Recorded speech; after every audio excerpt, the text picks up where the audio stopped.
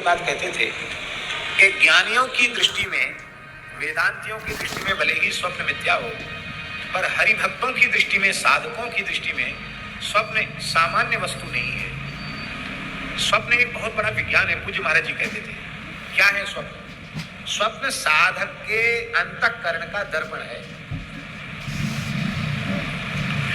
लोग खूब सेवा करते हैं, खूब नाम जप भी करते हैं, माला भी फेरते हैं, कथा भी सुनते हैं,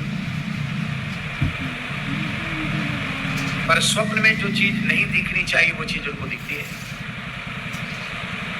साधन में कमी नहीं है। प्रातः काल से लेकर रात्रि पर्यंत कुछ ना कुछ अच्छे काम में लगे। पितृदोष मुझे तो पर सो गए तो ऊटपटांग दृश्य। जो किसी प्रेमी, अनुरागी, ज्ञानी भक्त के अंतःकरण में जो भाव नहीं आने चाहिए वे भाव आते हैं, क्योंकि ये मन ही तो सृष्टि करता है ना। यज्ञाग्रतो दूरमदैति देवं ततु सुप्तस्य तथैवेति दूरंग मन ज्योतिखान ज्योतिरेकंतन में मन शिव संकल्पमस्तु। सुप्तस्य तथैवेति, सोए हुए को ले जाता है, मन ही सृष्टि करता है। ये स्वप्न भी झाजी प्रमाण है कि जीव ईश्वर का अंश है। क्यों? ईश्वर सृष्टि करता तो जीव भी सृष्टि करता है। भले स्वप्न की सृष्टि करता पर करता तो है कि नहीं? ईश्वर इस सृष्टि की सामर्थ्य। इसलिए न तत्र रथा न रथ योगा न पंथा, उपनिषद में लिखा है। वहां रथ नहीं है, घोड़े नहीं है, सारथी नहीं है, मार्ग नहीं है, पर वह जीवात्मा स्वयं ही सब कुछ बन जाता है। ये स्वप्न विज्ञान। तो हम साधन कर रहे हैं, पर यदि हमारे चित्त पर तमोगुण के संस्कार बने हुए हैं, विषय के संस्कार बने हुए हैं, वासना के संस्कार बने हुए हैं, तो साधन व्यर्थ तो नहीं है। और तीव्र गति से साधन में लगने की आवश्यकता है। तब यह समझना चाहिए कि निश्चित अभी हमारे मन की अवस्था ठीक हुई नहीं है। बहुत से लोग ऐसे हैं, खूब कथा सुनेंगे, सत्संग सुनेंगे, मोबाइल में फिल्म देखेंगे, सिनेमा देखेंगे। कहां से तुम्हारा दिमाग ठीक होगा भाई? अभी हमारे यहीं की घटना है। एक साधु वेशधारी पुरुष अपने मोबाइल में सिनेमा देख रहे थे। देखते देखते वो सो गए और किसी व्यक्ति ने उनका मोबाइल जैसी आराम कर लिया, कृष्ण लीला कर ली। इस दृष्टि से कि वे पूछेंगे तो फिर एक बार महाराज जी के सामने बात जाएगी कि इस मोबाइल की आपको क्या आवश्यकता पड़ गई। सुनने की बात है तो बहुत छोटे से छोटे मोबाइल जो 1000-1500 का आता, उससे काम चल सकता है। इस महंगे मोबाइल की आपको क्या जरूरत पड़ गई? लेकिन वो दूसरा मोबाइल आ गया उनके पास। पैसा की तो कमी है नहीं, दान दक्षिणा देने वाले लोग बहुत हैं।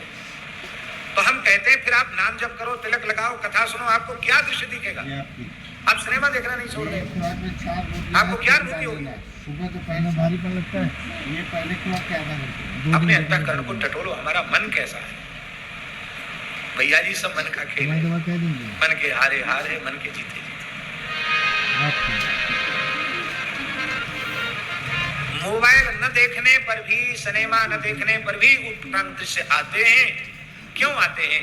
ये दिखाने के लिए आते हैं कि अभी तुम अपने साधन पर अहंकार मत करो, अभी तुम्हारी भीतरी हालत क्या है वो ये है। फिर जब तमोगुण के संस्कार भजन करते करते कम होते हैं, तब रजोगुण प्रधान दृश्य दिखते हैं। फिर रजोगुण के संस्कार भी जब साधन करते करते कम होते हैं, तब फिर सात्विक दृश्य दिखते हैं। तीर्थ का, धाम का दर्शन, सरयू जी का, अयोध्या जी का, गंगा जी का, यमुना जी का दर्शन, ऋषि मुनि महात्माओं का दर्शन, देवी देवताओं का दर्शन, ये सात्विक जब चित्त की अवस्था हो जाती है, माने रजोगुण तमोगुण जब मिट जाता है और सत्व गुण में साधक भजन के द्वारा प्रतिष्ठित हो जाता है, तब ऐसे स्वप्न आते हैं। और जब हरिगुरु संतों की कृपा से वह गुणातीत अवस्था की ओर बढ़ता है, तब फिर नित्य सिद्ध रसिक आचार्य चरण दर्शन देते हैं। फिर नित्य विहार की लीला का दर्शन होता है। पर स्वप्न और जागृत दो नहीं रह जाते, स्वप्न भी स्वप्न नहीं रह जाता है। अब आपको क्या कहें? स्वप्न नहीं हुए, महापुरुषों के स्वप्न स्वप्न नहीं रहे।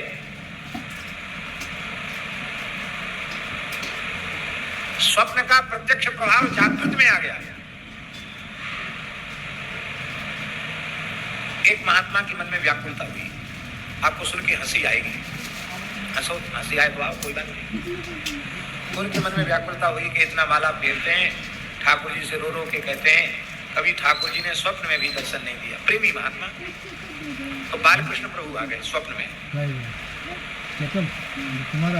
बाबा तू बहुत रोवे, ले मैं आ गया, कहा चाहे फिर आपने बड़ी कृपा की, दर्शन दिया, कुछ नहीं चाहता हूँ, अपनी कोई बाल लीला दिखाओ। क्या कहा? भैया जी बरसाने की घटना है, सत्य घटना है, हम जानकर भी संत का नाम नहीं ले रहे, मर्यादा नहीं है इसलिए। तो बोले लाल जी दर्शन दिए तो लीला दिखाओ। तो बालकृष्ण थे, नितंग नंगे ठाड़े, खाली जूड़ा बंधा हुआ और उसमें पुष्प गुच्छे हुए, पुष्प से श्रृंगार, कमर में गोंदनी, और आज हरि देखेरी नंगम नंगा, नंगा ठाकुर जी खड़े। तो ठाकुर जी ने अपनी तुत्ती पकड़ी और खड़े खड़े मूतना शुरू किया, बोलो भक्त वत्सल भगवान की। छोटे बच्चे मूते हैं ना, हाँ, और फिर अपना पुरुषार्थ भी दिखाते हैं, किसकी धार कितनी आगे जाए, ताकत भी लगाते। तो ठाकुर जी ने ऐसी विचित्र लीला दिखाई। अब वो महात्मा स्वप्न में सो रहे, अब उनकी ठीक छाती पर गरम गरम कृपा कर दी। हंसने की बात नहीं है, सच्ची बात है। महीना डेढ़ महीने तक वक्षस्थल की सुगंध नहीं गई, पूरे कमरे की सुगंध नहीं गई, छाती गीली हो गई, वस्त्र गीला हो गया, आसन गीला हो गया। उन महात्मा ने अपनी अनुभूति पूजी मोटे गणेश जी वाले महाराज जी को, ऐसा होता। अब बताओ स्वप्न सत्य है कि झूठा? बोल, देखे तो स्वप्न में, पर उसकी अनुभूति प्रत्यक्ष में हुई, और उसकी अनुभूति महीनों तक उस कोठरी में बनी रही, एक विलक्षण प्रकार की सुगंध। तो जब ऐसी अवस्था होती है तो श्री ठाकुर जी अपनी मधुर लीलाओं का दर्शन कराते हैं, और स्वप्न में जो कुछ कहते हैं वो एकदम सत्य होता है। स्वप्न नहीं रह जाता है, स्वप्न प्रत्यक्ष हो जाता है। हम आपको क्या, स्वप्न कैसे प्रत्यक्ष होता है? बरसाने में गहुवर वन में पूज्य गुरुदेव भक्तमाली जी की कथा चल रही थी। दास विद्यार्थी जीवन में छोटी अवस्था थी, हम साथ में थे। तो वहाँ एक निम्बार्क संप्रदाय के संत थे, श्रृंगारी जी। वो चिकसौली के विप्र बालकों को राधा कृष्ण के स्वरूप में श्रृंगार करते थे, और 2 सखियां बन जाती और युगल सखा 4। और वही साधु ही साधु मिलजुल के कुछ महावाणी जी के पद गा लिए और आरती कर ली, भोग धरा दिया। और छोटे छोटे बालक हैं जो खेले सोई लीला। वहाँ कोई रास के जैसा स्वरूप थोड़ी के जैसे रास में बढ़िया से बालक सब सीखे हुए होते हैं, वो तो बालक हैं जैसे खेलने हुए लीला। Worried about market volatility affecting your returns? Adding gold to your portfolio can help reduce the impact. Check out EPTL. तो उनका सब अधरामृत भी लेते, रास बिहारी का प्रसाद भी लेते।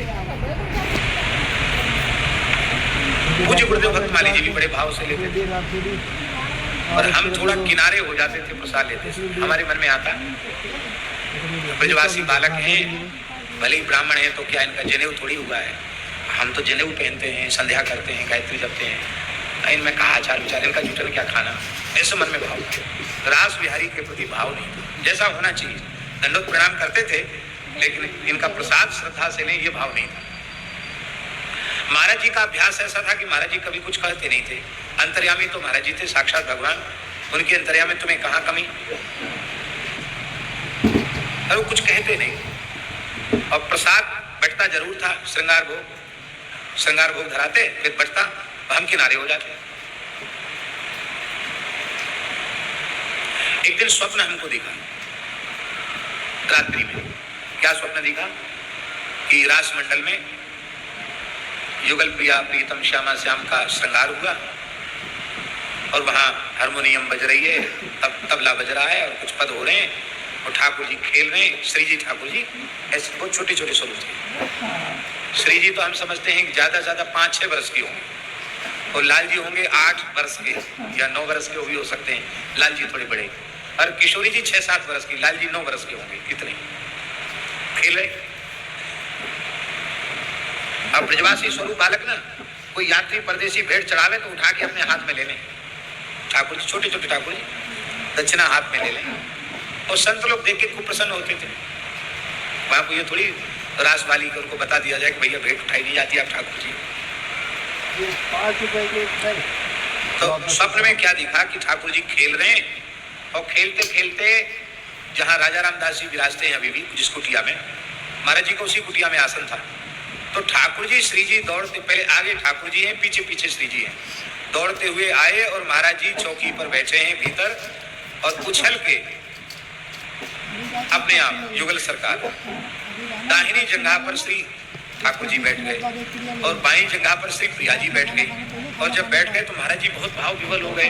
उन्होंने जैसे कोई रंग को महानिधि मिल जाए, महाराज जी ने ऐसे अंक में भर लिया युगल सरकार को। और वहां रहने वाले सब संत दौड़े हुए आए पीछे पीछे। अकस्मात ये लीला हुई, बोले ठाकुर जी को भोग लगा, भोग लगा। महाराज जी के हाथ से कुछ ठाकुर जी को भोग लगा। तो वहां कमरे में केला थे, केला ही सबसे सस्ता और सुलभ फल होता है, केला थे। तो केला तुरंत महाराज जी ने अपने केला दिए। कमंडल